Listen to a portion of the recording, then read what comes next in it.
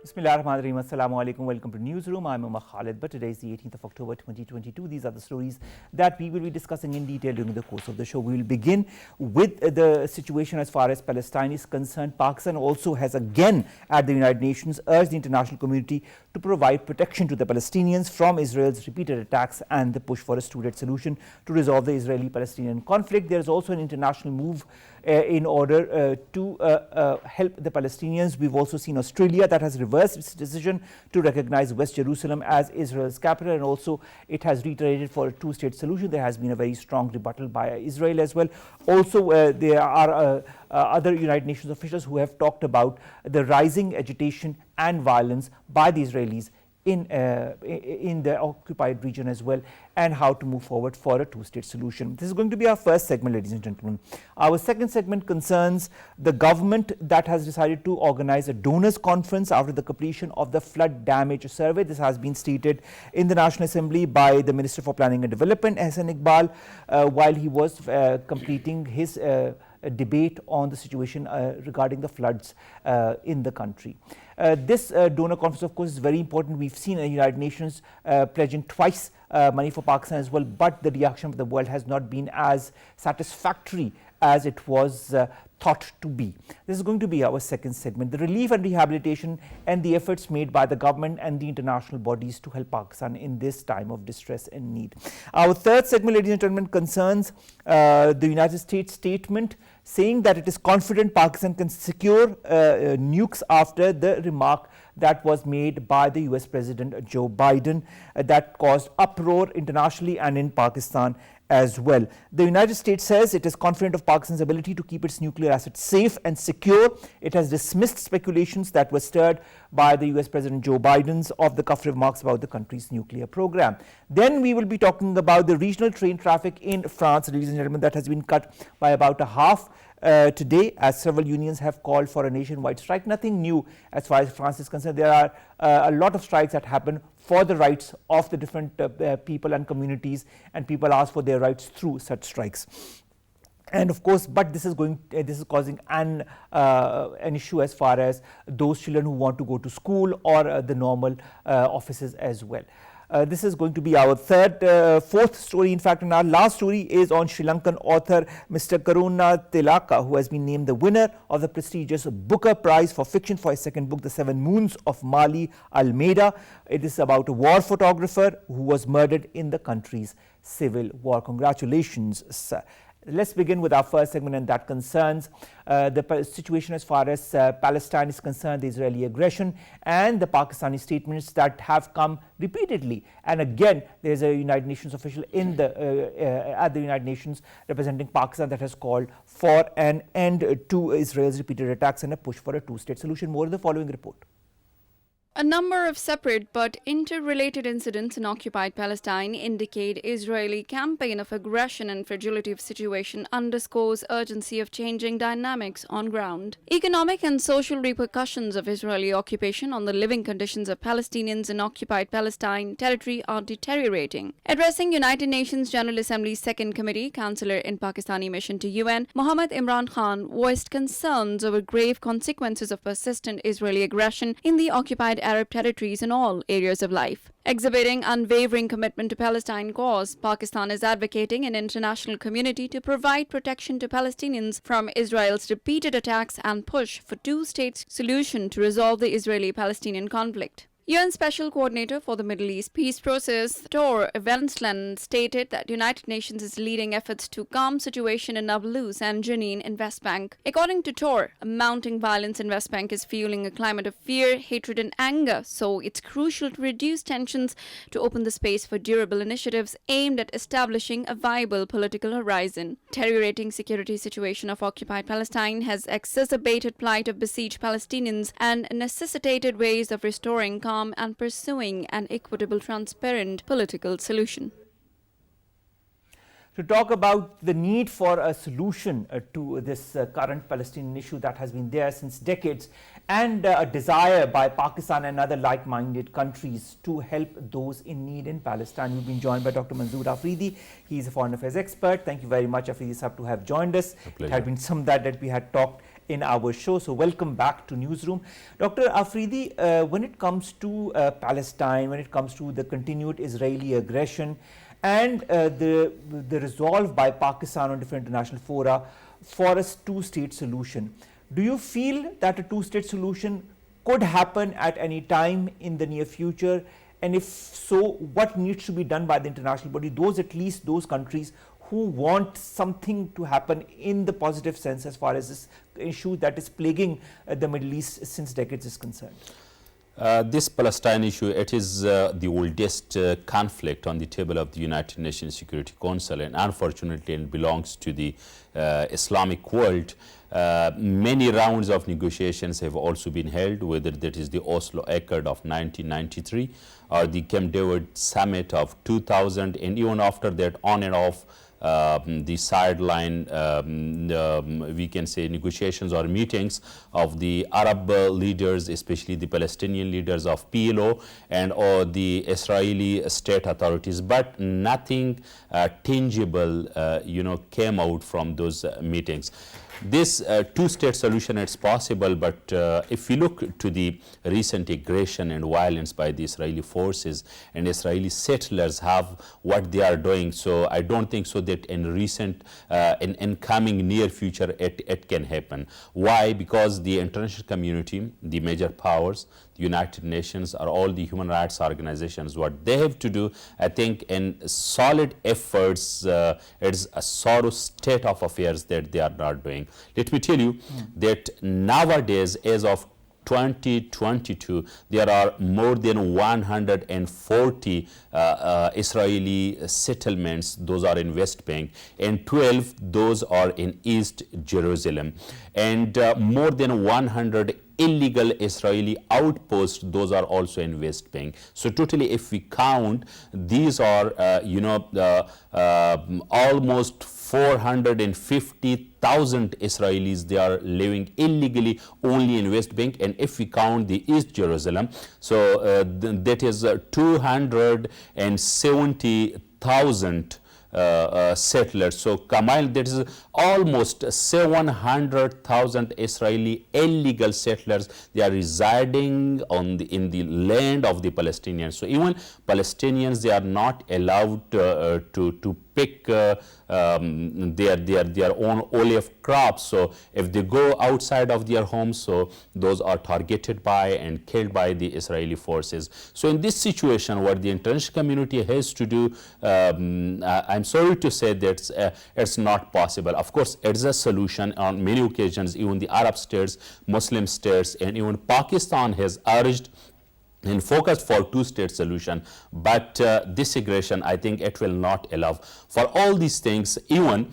if we see the 4th Geneva Convention, which was signed in 1949, it also prohibits the occupiers, the settlers, to be settled in the disputed territory, which is here the case of the Palestinian territory. That doesn't stop the Israelis, does it, from occupying all the houses, all the settlements where the Palestinians have been living? And there are generations of Palestinians who've been thrown out of their houses or the places where they lived in since God knows how many decades. But we know when the United Nations Special Coordinator Dr. Afridi says that the United Nations is lending efforts to calm the situation in Nablus and Jenin in the West Bank, you see an increase in aggression and violence from the Israeli side. Do you feel there is a certain mindset behind it? What is the basic reasoning? There was a little lull in the last few months, but then all of a sudden there has been an increase as far as violent activities against the Palestinians is concerned. What is going on in your point of view in the minds of the Israelis? What do they want this time? I think there was a strong reaction from the European Union, if we see. So in the last few months, if we see, it was strongly criticized, all the moves and aggression by the Israeli forces. So it was criticized by the European Union officially through its foreign policy. So I think that's also one of the concerns. Another thing, that some of the groups, who were working for the human rights, some lobbies. So they also pushed and they raised their voice on many platforms of international organizations and in their meetings. So it was a kind of pressure which was building internationally on Israel, and that the real face, I would say, which is very bad face of Israel, that was showing to the world. So I think in this connection, it is just to calm down that pressure. So there is no way for Israel, because they are not ready for negotiations. And if you see, even after the Oslo Accord of 1993, Israel said that they would only negotiate with the Palestinian Liberation Organization, PLO, right? And they want, they recognize them as a legal authority, but not the state of Palestine. So it was, very much surprised if we see that half it was possible. And even the United Nations itself, it also says that they are ready to recognize and to give the Palestine not as a member state, but as a non-member state status within the United Nations organization. So it is a setback, and it of course demotivate or demoralize the Palestinians, their hopes, their aspirations for their own homeland, that more than hundreds and thousands of Palestinians, they are living in Jordan, in Syria, in Egypt, in many Arab countries, and also in Europe and America. So it is really strange now. International community, especially the world organization, here we have the United Nations organization, it really stopped this aggression. So if aggression stops, if further settlement stops, then something can happen for negotiation, then peace can come over there. So in this situation, I don't think so that any solid we can achieve in this direction of you solution. talk of peace talks between the Palestinians and the Israelis. I'd like to revert you to what the Australian government has said. Today it reversed a decision on the previous government, that was made by the previous government, to recognize West Jerusalem as the capital of Israel. It says the status of the city needs to be resolved through peace negotiations between Israel and the Palestinian people.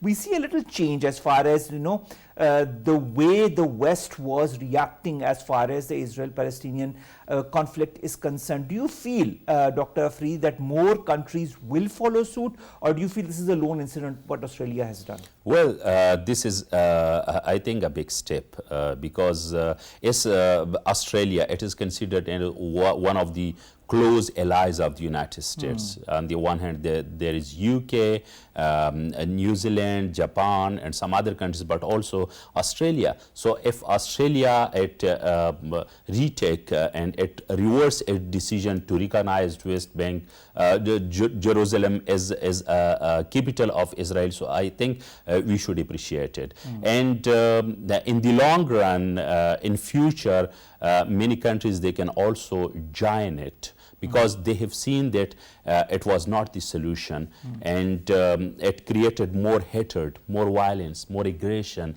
in this disputed territory. So that's why it was a kind of, we can say, obligation and a force which was developed on Australia, that it reversed its statement. So it is big success. We have to appreciate, and other countries, they may follow it in the future. All right, Dr. Afridi, there has been a rebuke from the Israeli side. The Israeli Prime Minister describes the move as a hasty response.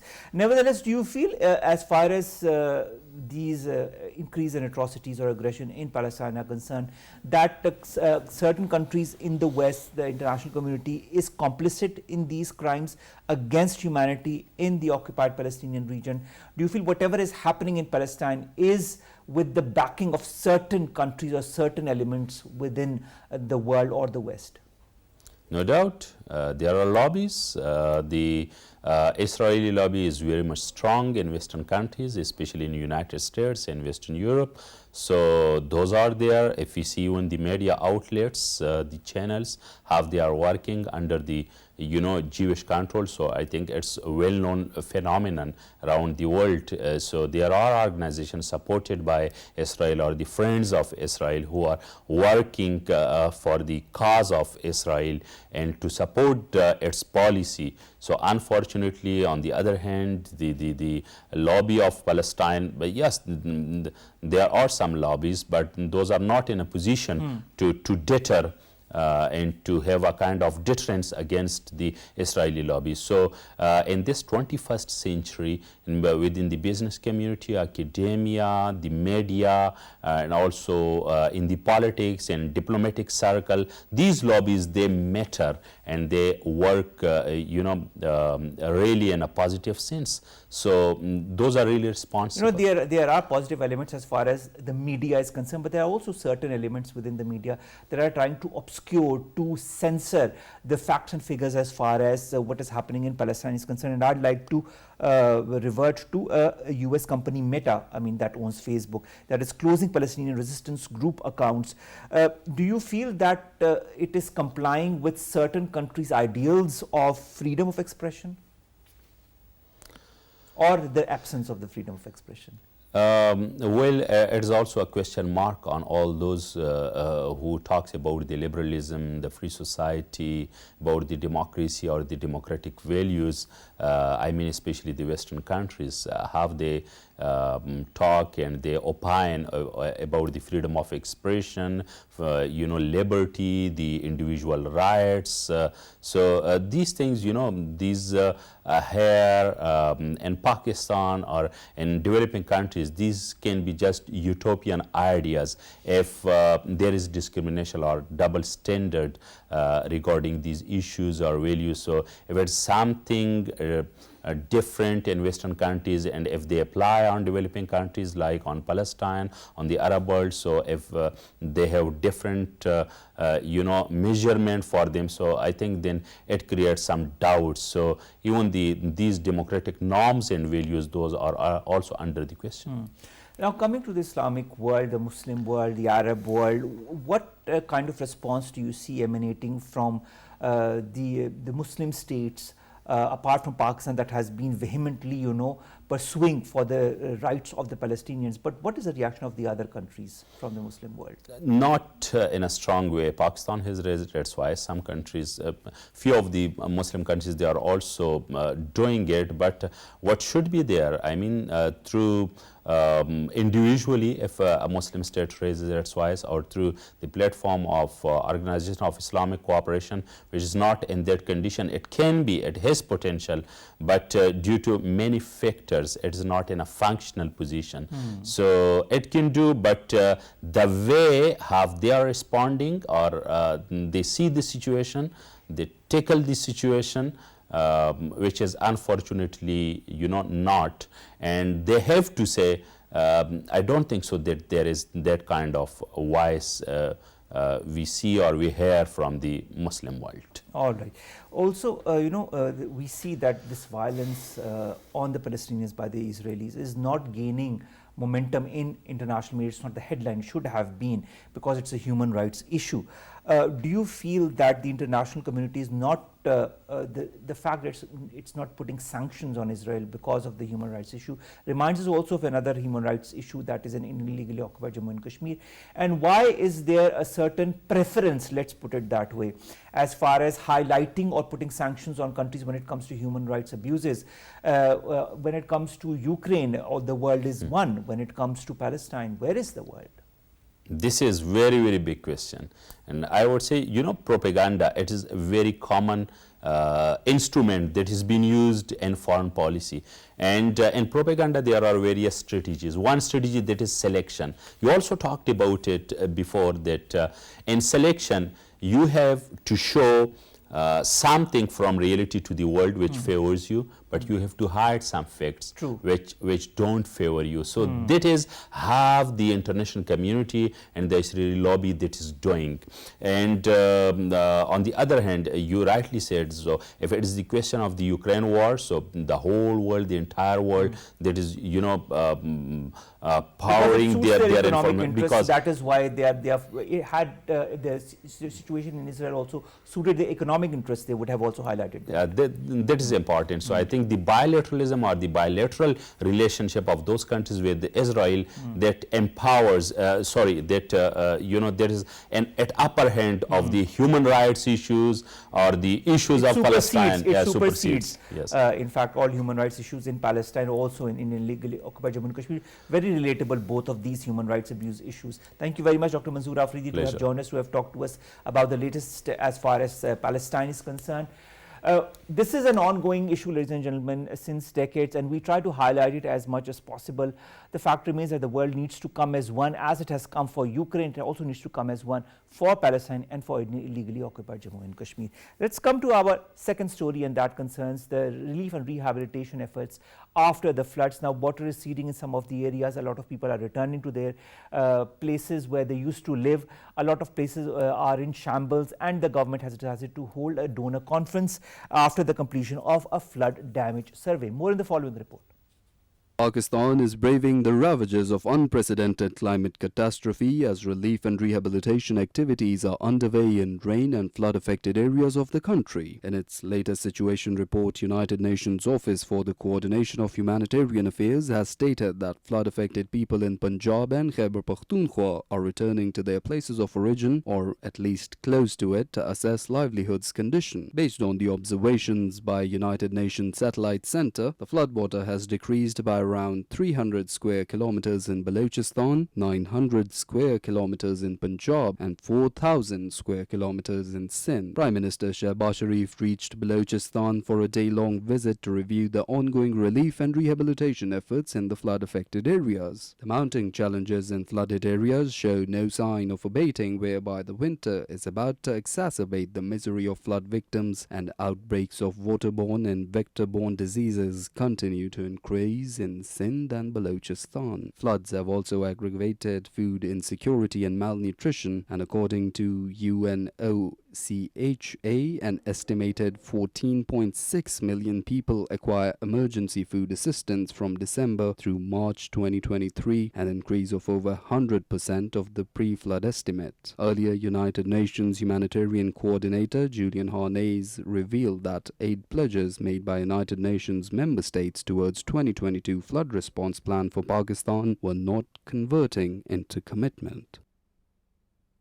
We discussed the latest as far as relief and rehabilitation is concerned in Pakistan. Also, the flood damage survey that has been completed in 46 districts of Balochistan, and the government that has decided to organize a donors conference after the completion of this survey. We've been joined by Professor Zamir Awan. He's an analyst. Professor Saab, thank you very much to have joined us, to have been part of this important segment.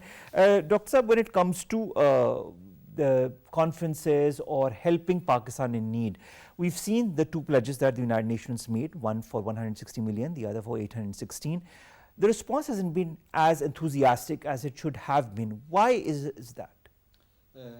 Let me first of all say thanks to all the donors, all the nations, all the countries, all the individuals, and United Nations and its structure for helping Pakistan. Whatsoever we have received, we are grateful to them. That is true. But definitely the damage was very, very severe and huge. This international aid, the donor, whatever have they helped us, is not sufficient at all. We need much more than this. In fact, the damage was so huge that it is beyond the capacity of Pakistan to face alone. And I believe that the disasters of this magnitude are international obligation. Of course, currently there is no legislation who caused this damage or disaster, and who was the victim, and what was the cost of this damage to the country. So I mean, there is no obligation on any country or any individual United Nations is working very hard. Secretary General has visited himself to the Pakistan, and he has appealed several occasions, and WHO is working very well, and some other UN structure is also trying their best to help Pakistan. All right. Ahsan Iqbal Sahab says that a donor conference is going to be held in Pakistan to help not only the world body ascertain what has happened in Pakistan post the floods after this flood damage survey, but also to ask the world to help Pakistan, because whatever has happened in Pakistan because of the floods is not a fault of Pakistan at all. In fact, it is the fault of the major carbon emitters across the world. Many of those are extremely developed countries. Do you feel the world will react positively to such a donors conference? We should be always positive and optimistic, but the fact we should not ignore the global economy is suffering. Every country is suffering. The GDP of the global GDP is going down, and some of the countries are really in the recession, and some of the countries are really in a big trouble. So we should not have high expectation from the rest of the world. Although we are the victim, we hope and we deserve much more assistance from the world. But definitely this conference, the donor conference in Pakistan, will be helpful, and there will be some more donation and some more collection. But we should not over ambitious about that these things. Be realistic. Professor Sahab, Ahsan Iqbal Sahab has also said that a comprehensive plan is going to be made to make the Pakistani environment resilient to avoid any future risk of climate change. How difficult a task is it, and how important is it in this day and age, especially for Pakistan?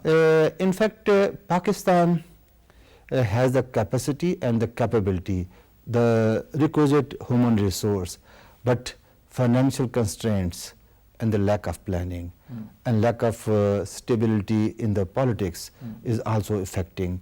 Ahsan Iqbal is a very gentleman, and he is a very seasoned politician.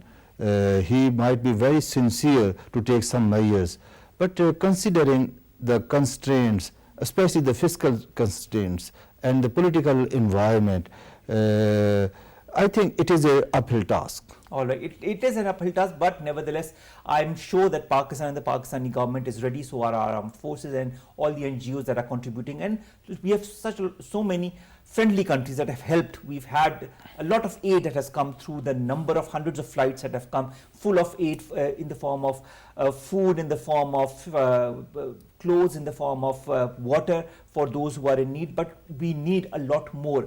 Now, when you talk of this comprehensive plan, when Ahsan Iqbal Sahab talks about this comprehensive plan, in your point of view, so what needs to be the focal point of this comprehensive plan to make Pakistan resilient?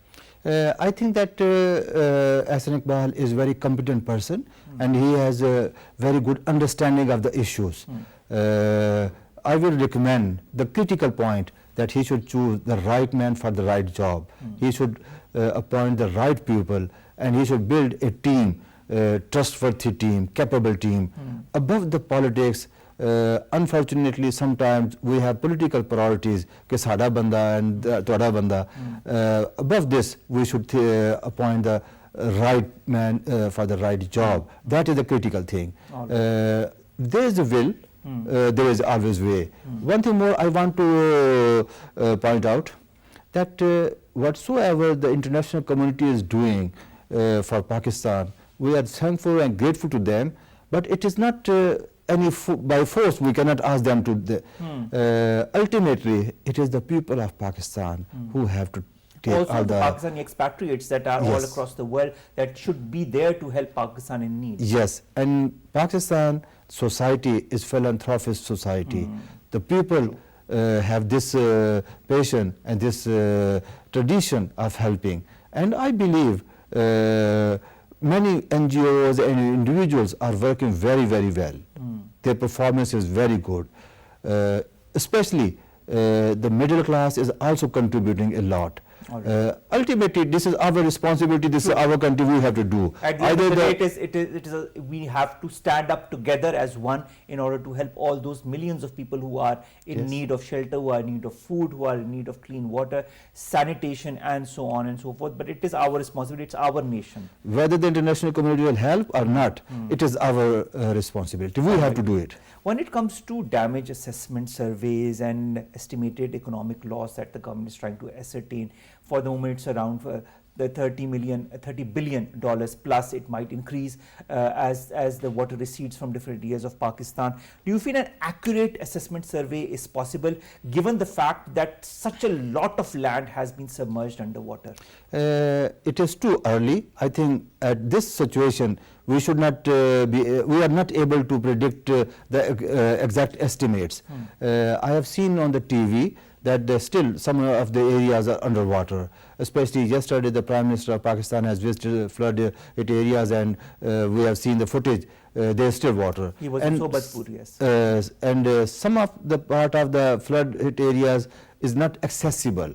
I mean that our ground teams are not able to reach there, and there's infrastructure is damaged. There's no way of communication. So to have the precise information what damages have been happened is too early to say. All right. In my opinion, of this magnitude flood, the estimate of the cost or the damages or the cost of rehabilitation will exceed the double digit. It might touch the 3 digit. That means 100 billion or plus. All right, this is your point of view. Now, when we are an agricultural country, we all know that a lot of lands have been swept away, as so also a lot of livestock has been killed as well. But of course, the Pakistan needs to get together and work together as much as it can to help those in need. We are in conversation with Professor Zamir Awan. We'll be back after a short break. Stay tuned.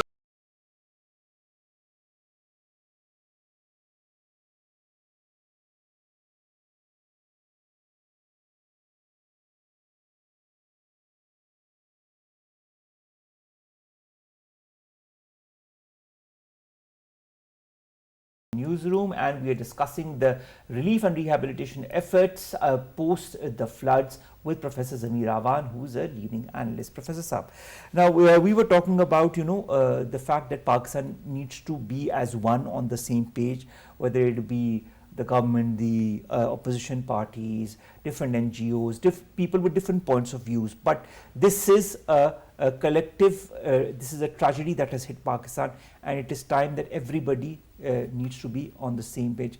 Why is there uncertainty between different sects or different political milieu as far as helping Pakistanis in need is concerned? In fact, Pakistan is a basically diversified country by religious factions, by ethnic groups, by languages, provinces. We are diversified. But there are something which are the national agenda. We should be united on the national Exactly, because this is a national agenda. This is an agenda on which everybody needs to have the same point of view. And flood, this disaster is a national emergency, and the government of Pakistan has declared. I think that instead of getting credit for individual political party or individual person or province or ethnic group or organization, we should work together as a one team on the same page with the one agenda that is agreed upon. This is national disaster. Exactly. To help those who are in need of all those people, because as you were saying during the break as well, that I think every Pakistani has either not directly but indirectly been affected, whether it be through the increase of prices of the commodities, because of the floods, the produce is not the same as it used to be. So more or less, all the Pakistanis have been affected by it. And so we have to come out of this current crisis. Yes. One thing more I would like to point out that currently, when we see the people surrounded by water, are homeless, are injured, are having no food, we have a lot of mercy and sympathy for them. True. And many people are helping them. What I am worried, what I am afraid, that once the water is dried off are drained off, then the people can go back to home, and this sympathy with them will cool down, and people will be not proactively helping them. But actually, rehabilitation is a big job. That is true. Is a huge task to build infrastructure, the damages houses, the cattle which has drawn away, we have to compensate them. The crops which has been damaged, we have to rebuild it. I mean, that will be a mega project. True. And I'm afraid that at this moment, I mean, it's not going to happen within a couple of months. It will take years for years, it to be completely few rehabilitated. years. Yes. It will take few years, especially the infrastructure. The roads has been damaged, the railway track has been damaged. That might take long time. Power plants has been damaged. Professor Saab, when it comes to Pakistan being an agricultural country, now that we have seen the effect floods can have on agriculture produce, do you feel we need to update the way we produce the crops, the way we move in the agriculture sector? Do you feel Pakistan needs to get international technical assistance as far as our agriculture sector is concerned, so that it can be climate resilient? Definitely, it is the need of the time. We must go for it. But what are the hindrances? Because most of the agriculture sector people, the owner and the farmers, they are not very well aware of these things. And they are not very well educated to conceive these things or to adopt the new technologies. But definitely, we need international assistance in the capacity building. The government of Pakistan can play important role in the capacity building. First of all, the agriculture officials need to learn the modern technologies and climate resistant crops and methods, and then they train their own people within the field in agriculture sector. Professor Awan, when it comes to helping the agriculture sector, this is an extension of my last question. Technical supplementary grants have been given to the farmers. Besides that, do you feel there are alternative policy options to support and to help the flood hit farmers? I am educationist. To me, the most important thing is that to educate the people. Once they are educated, they can find the ways and they can find the solution. The instant grant is good thing, but it is a temporary relief only. It is not the long lasting, it is not sustainable sometimes. Because this year, I have seen on the TV that the government has announced we will not collect them if they have taken loan from the agriculture development bank, or they are not paying the electricity bill. But these are some temporary measures. Of course, this is important, because what should be the long-term measures? Long-term, that we have to educate our people, make them elevate their understanding, so they can conceive the threats and the challenges, and they find a solution to their crisis. Education is the most important thing. All right. Also, do you feel that we need to change the way we fertilize our crops, or the crops that we use? Do you feel that we need to also adapt to new forms of seeds that could be climate resilient? Yes, definitely. A lot of work has been done abroad, and in Pakistan also there are 5 major agriculture universities and National Agriculture Research Council, Pakistan Agriculture Research Councils, and some other institutions are doing intensive research on the new crops, on the varieties, on the seeds, and pre-harvest, post-harvest. There a lot of work has been done, and but still there is more space for the improvement. Exactly, a lot of space is there for improvement, Professor Saab, because we need to understand what the floods has wreaked as havoc, as damage to Pakistan, and we need to move around that, so that I hope it doesn't happen another time. But we never know, with climate change, we never know what is in store for us next year, or in these winters, or next summers. So we need to be careful, and we need to adapt ourselves very quickly, so that we can avert disasters such as those we have seen right now as a result of the floods. Thank you so very much, Professor Zamir Awan Sahab, a leading analyst, who have joined us and to have talked to us on different aspects of these floods, the way we need to move forward on that. We have, of course, a donors conference that will be arranged by Pakistan very soon, and I hope all the donors nationally and internationally will be coming forward to help Pakistan in this hour of need. With that, we come to an end of today's newsroom. We'll see you tomorrow, inshallah, with news stories, segments that pertain to us, you and Pakistan. Help those who are in need. This is all I can say. I've been talking about this at the end of every single show. You know who to message. You know there are numbers to message, to call for help. There are so many philanthropists, international organizations, national organizations. Our armed forces are there, our government is there, the provincial and the federal, that are helping those people in need. Help them in this hour of crisis. Together, we need to be one. Allah Hafiz.